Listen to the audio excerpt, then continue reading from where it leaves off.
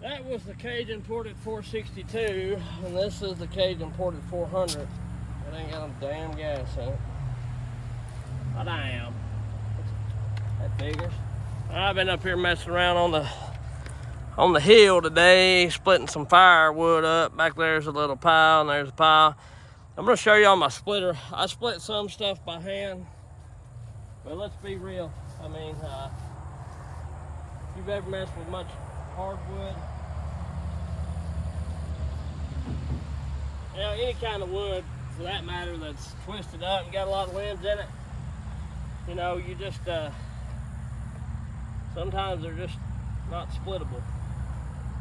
I mean, don't get me wrong, you probably could split them if you wanted to beat your brains out, but I ain't about all that. You know, I want to try to get it done as quick as I can. Which my splitter is not a it's not a big eastonmade or a Wolf Ridge or some kind of big fancy contraption, you know.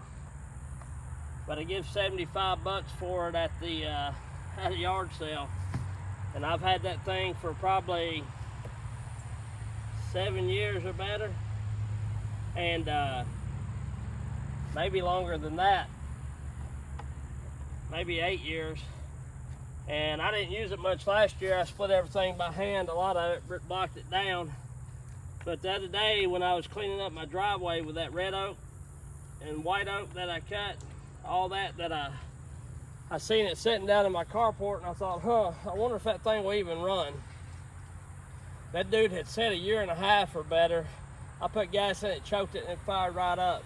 It's got a 4 3/4 horse Briggs and Stratton on it, and it splits about anything that I put on it. You know, don't get me wrong, every once in a while, if it's real green wood and it's in a knot, if it's a pretty knotty, twisty piece of wood, it won't. But as far as that red oak and all that stuff, out of all that stuff that I split, there's only 2 pieces that it didn't want to split. So anyhow, let's see what this will do compared to that And they're ported by the same person, you know what I'm saying? Man, I don't think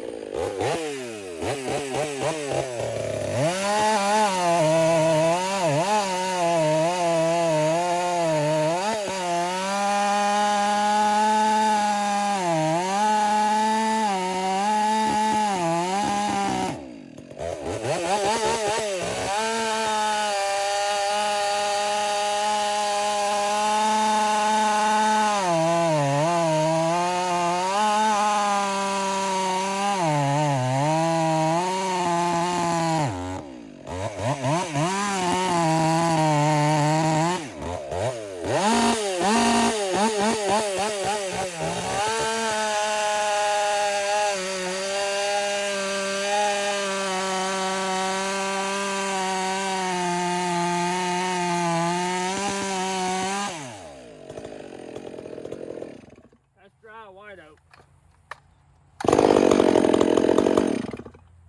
Is what it is.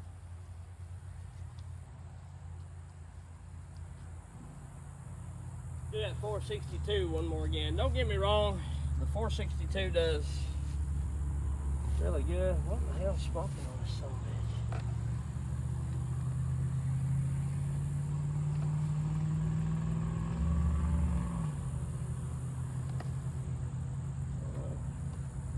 Anyway, the 462 does pretty good. But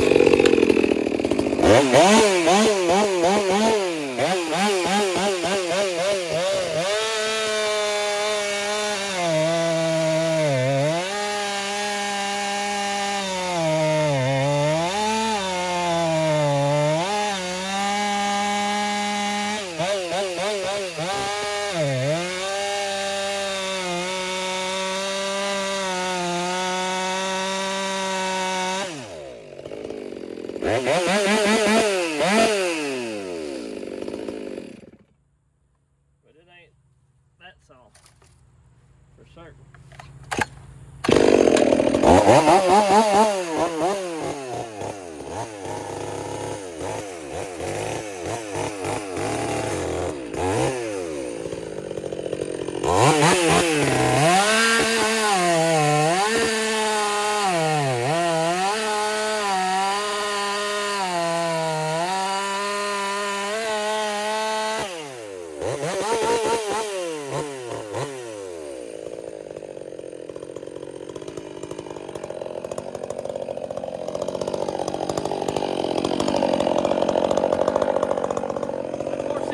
May need to be broke in as well, because that's, I ain't running.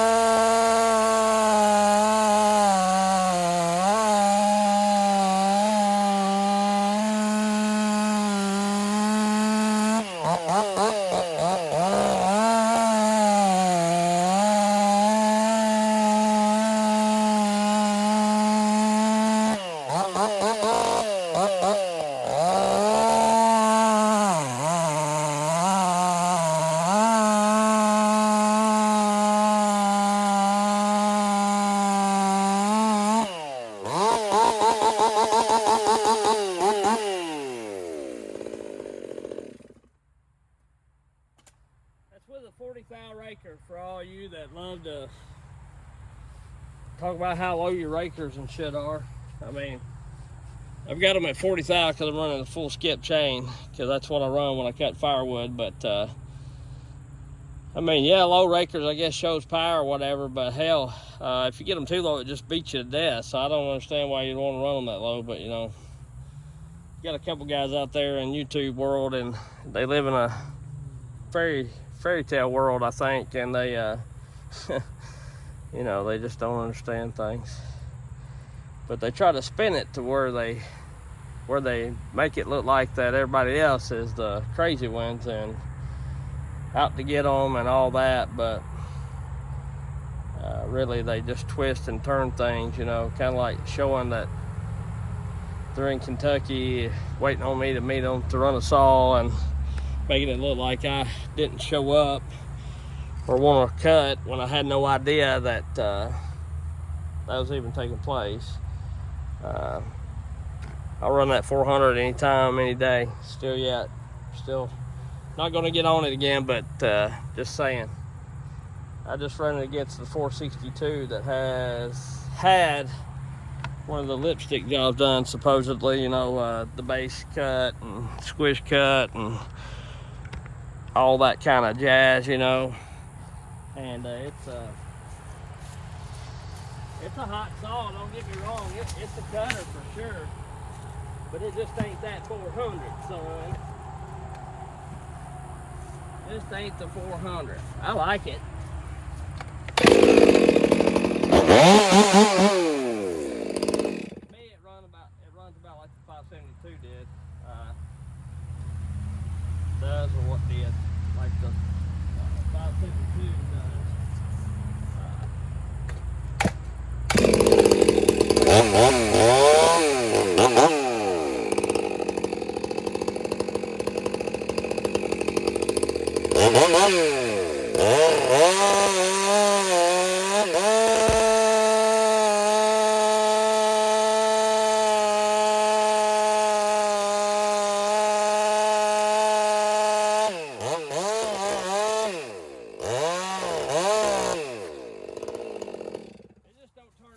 RPM as the 400.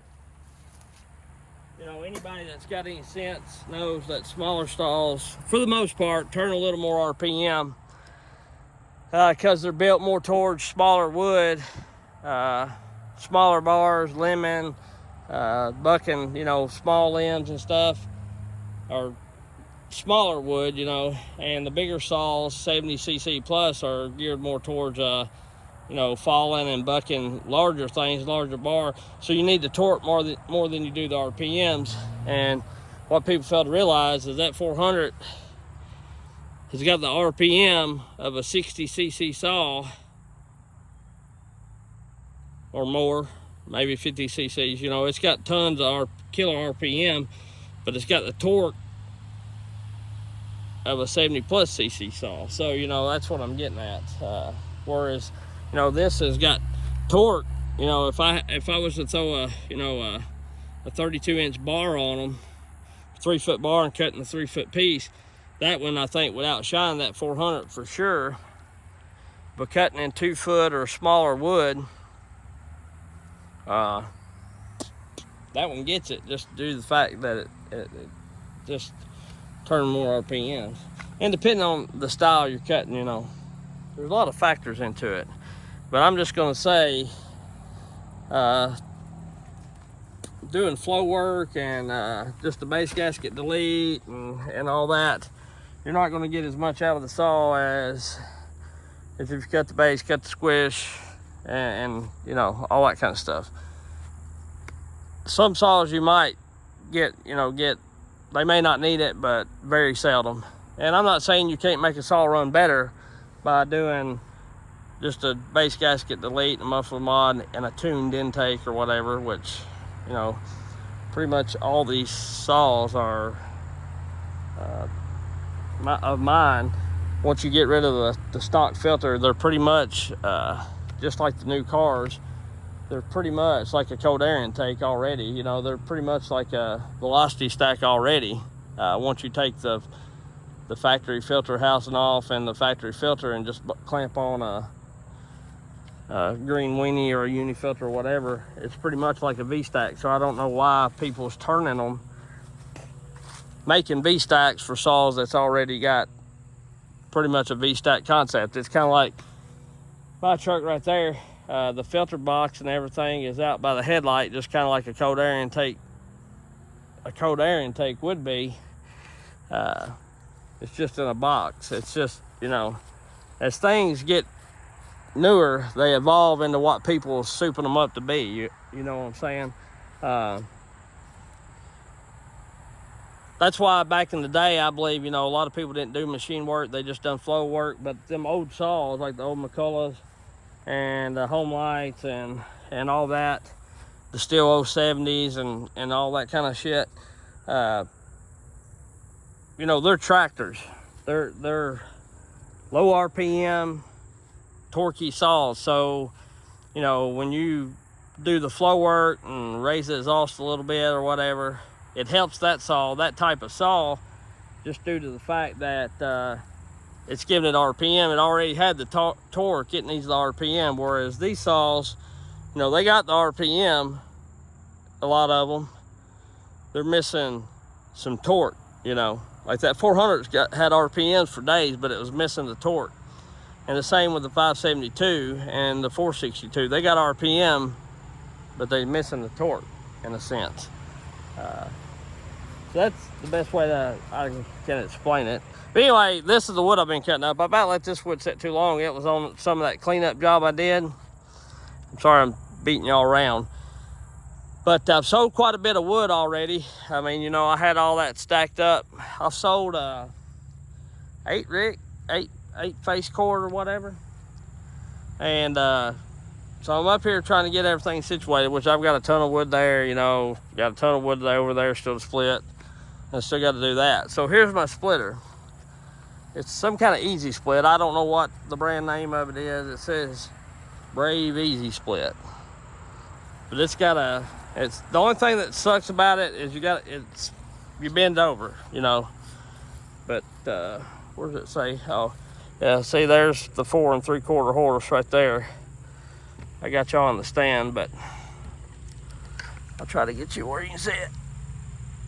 Yeah, there's the 4 3/4 horse. So this thing's been through some pretty tough stuff. As you can see, that plate's done bent and everything else. It's not a eastonmade or Wolf Ridge or whatever them's called, but it does well enough for me. Would I like to have one of those kinds of splitters? Most definitely. It would really up my firewood game for sure. By a long shot. But you know, it's splitting stuff like this twisted old nasty maple that you see here. And it even split some of this oak I had up here the other day and whatnot. So it splits pretty good. It's not a bad splitter. It would split that piece no problem, you know, if you can get it on there. The only problem is if you get too big of a round on there, the way it sits, it'll flip over if you don't hold the round just right. So I try to bust them down to where I can handle them and then split them down like that. These I split by hand. Don't get me wrong, I love to split by hand.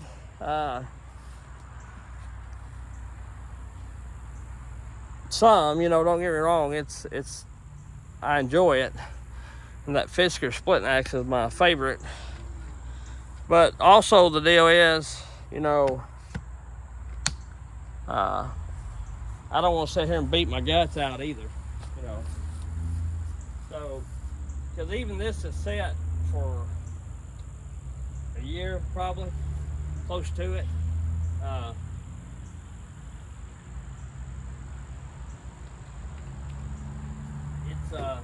It's still stringy as crap, and it sucks. It splits all right, some of it, but some of it is just, it's horrible. So I kind of rip it down. The reason I'm not using my splitter is one of the bolts nuts got loose on the bolts. I need to put lock washers on it and get it right. But sets. That should split like butter, and it's stringy as shit. It's still tough, which I'm not hitting it with all my might, although I probably should be. But it's still like that right there, you know. Which makes it wears you out quicker than it should be wore out, honestly. And it just ain't no fun.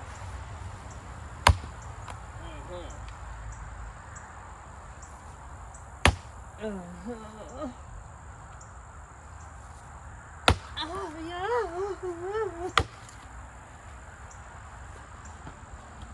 I don't like split wood like that. Whew. No damn sense in it. But I'll bring you over here. I probably can split one piece and show you. I may make a new video. I'll make a video once I get the bolts in it and actually show you how that splitter splits. But that's kind of what I've been up to. I ain't made a ton of videos. I still got all that wood to split. There should probably be about 8 to 12 rick in there, I'd say. Face cord.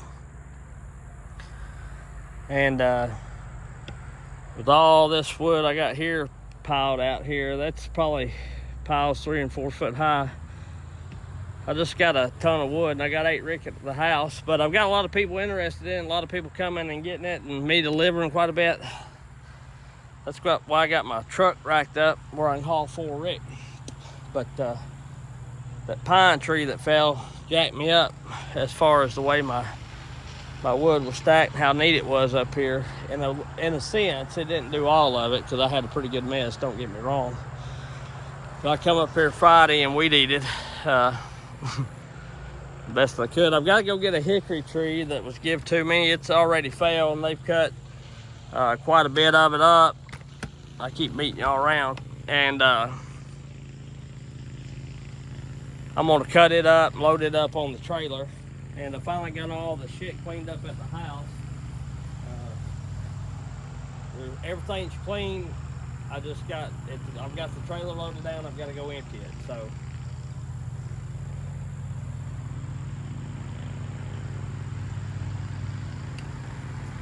the wife is happy about that. So anyway, that's what I've been up to. I ain't filmed a lot of it because, you know, I like doing firewood and watching firewood as much as the next guy and stuff, but there's a lot of people doing it, and I mean, once you've seen some of it, you've seen all of it, I guess, in a way, other than somebody talking. Guess y'all just like hearing me talk, but sometimes I got important stuff to say, and sometimes I don't. So, but anyway, that's what I've been doing, and I'm gonna get off here, fixing to run the 2 500s now that I got the pipes changed out. We'll catch y'all on the next one. Y'all have a good one. I appreciate you, and keep on watching, keep on liking, keep on subscribing, and woo! Still is still your daddy, and that 400 seeds a black cat killer.